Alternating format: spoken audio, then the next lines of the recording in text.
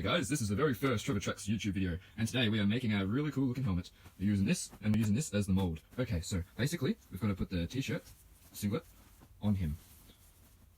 Alright, so we'll do that. You've got to put it through. So you've got to get it to look like that, and we'll take it out to the workshop area, and we'll put the duct tape part on it. Let's get to it now. Hope you guys enjoy. Okay, so here we have the Iron Man helmet fully taped with the t-shirt, and so now we're going to outline the parts that we're going to put the leather and stuff on. So now we have finished doing the outline for the helmet thing. That's the back part, looks cool. Yeah.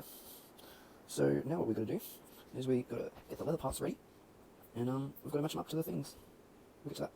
Okay, so now we've put all the special leather stuff on and the vinyl. We use this stuff and cut it up, and we use these silicone guns. And yeah, so now it's just drying, and once it's fully dried, we'll paint it. We'll give it a nice, cool looking colour. So yeah.